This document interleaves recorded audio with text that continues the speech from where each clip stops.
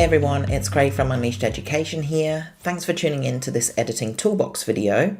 In these videos, we focus on sharing a quick tip, trick, or technique to help you improve your pet photography editing. In today's video, I wanted to show you a quick trick for adding mist or fog to an image. But first, before I work on the image I want to add that to, I thought I'd show you a couple of examples of natural mist or fog to get you thinking about what kind of images might work if you're adding mist and fog. One of the places you'll often find mist is at a lake, especially if it's an early morning and it's cold.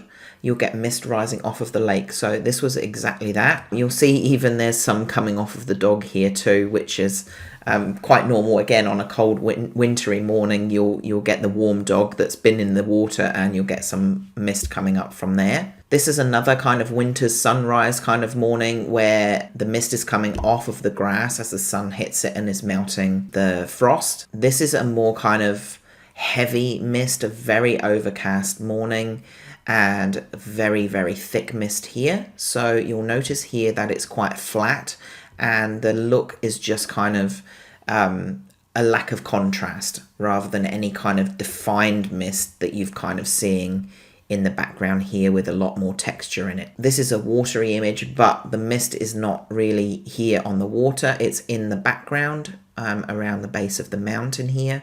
So you'll often find that, you'll get kind of a hazy, misty look in the background of an image. This is another one where it was quite a heavy mist and it's resulted in a fairly low contrast, even kind of soft background here. This was actually on the same day, and this is when the mist first started coming in, so you can see a little bit more texture in the background here as well. So those give you a few ideas for what images that you have might work for the added atmosphere of mist. So having gone through those, let's have a quick look at the image I'll work on today, and I'll show you how to add it in. So here I am in Photoshop, and this is the image that I want to work on. I've chosen this one because I think it will work quite well. I've been to this location before and I've seen lots of mist in the forest here. I know that on this day when I shot this image, it was pretty overcast. So we have the greyhound here on the edge of the forest with a bit more light falling on him, and then the light kind of falls off as you get further back. This is something to remember in the creation of the fog as well, is that as you get further back into an image, the fog's going to be denser. So on these trees in the foreground here that are fairly sharp and detailed, you're not going to get as much fog on those as you will in the trees that are right in the back behind the dog.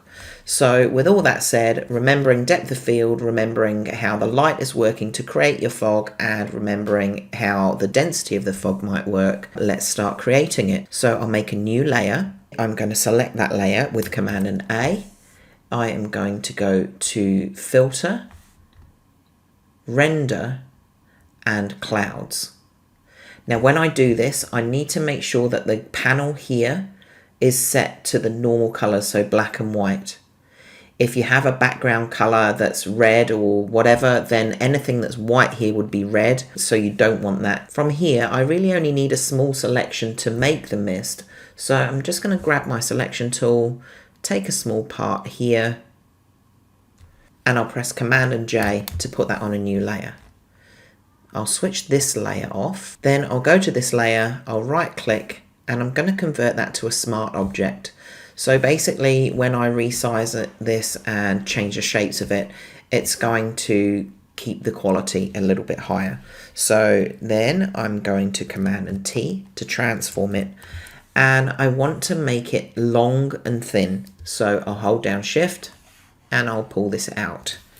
And you can pull it out quite some way. I'm going to stretch it upwards as well. So if you see what we're resulting in there, we've got these kind of long wispy lines. And if you think about how mist might look in a forest coming up from the forest floor or creeping into the forest from outside, you'll often see these kind of long wisps of mist. So I think that looks quite realistic when we finish. I might even stretch it some more still. And I think positioning wise, we're not going to have a lot in the foreground. It's going to be creeping back to the background.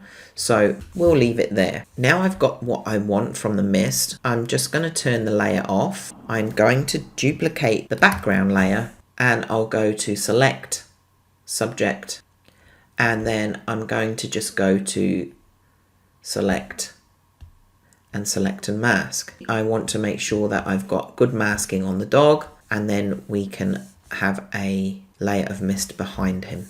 So I'll get the refine edge brush tool, going to take it around the edges.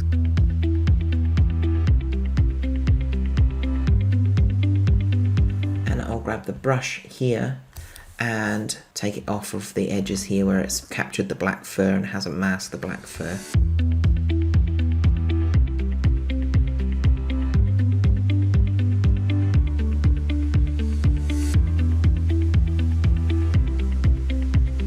Okay, so that's the dog masked pretty well.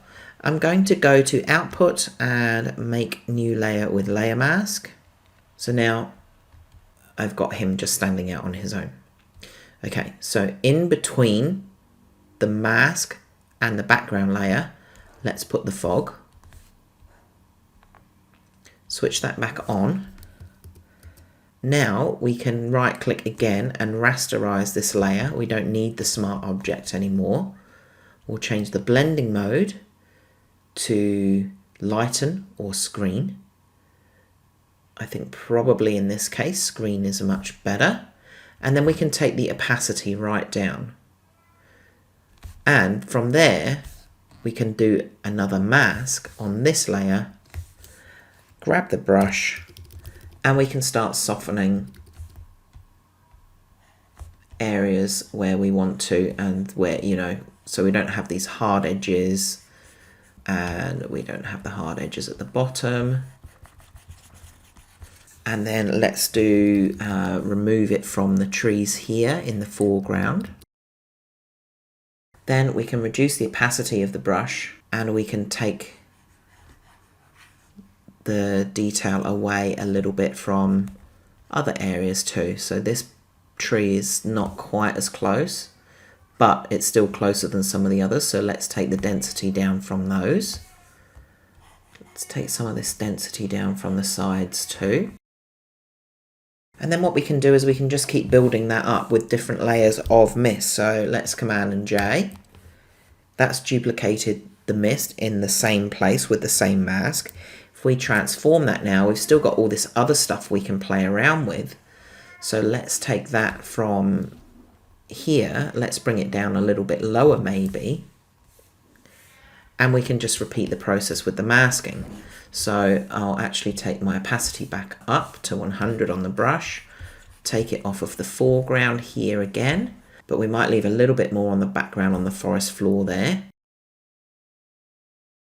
Let's transform this too and stretch it upwards so it reaches a little bit higher.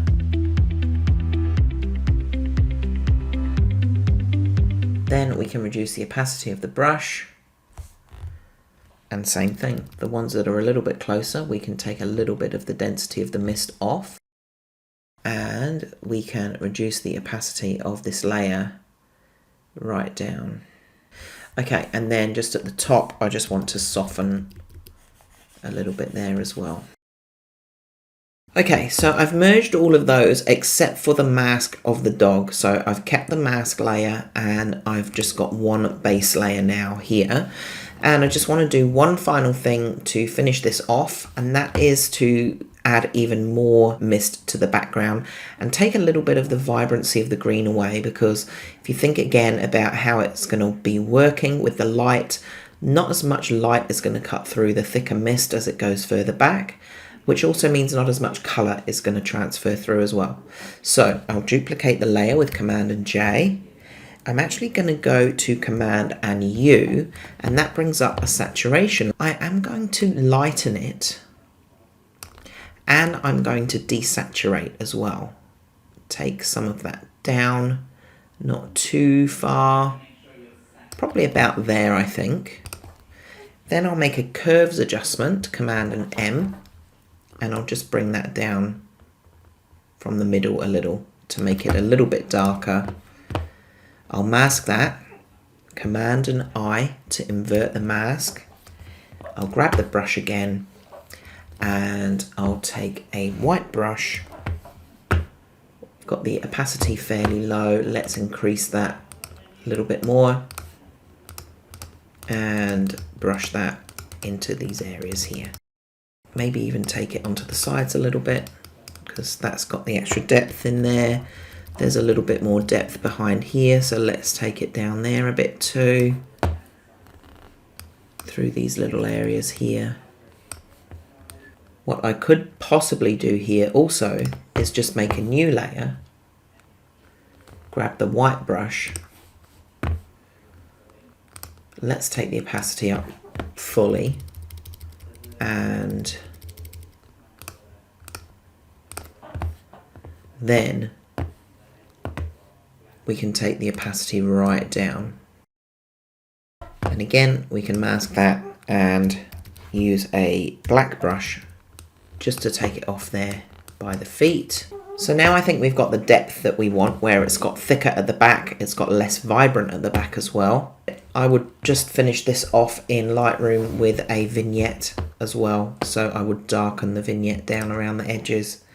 So let's merge those 3 layers, save this. Okay, I'm back in Lightroom, so I'm just going to grab a mask, a radial gradient, pull it over the bulk of the image, making sure that I don't have any of the dog selected. I will invert this mask, and then I'm just going to darken it down just a little bit, and that's it. So here's before we added the fog, and here is the after. I hope you've enjoyed watching this editing toolbox, guys. It's been a fun one to do for you. Something a little bit more creative and almost kind of special effects, I guess. If you have any questions or comments, I'd love to see those down below, and I will see you again for another editing toolbox video really soon.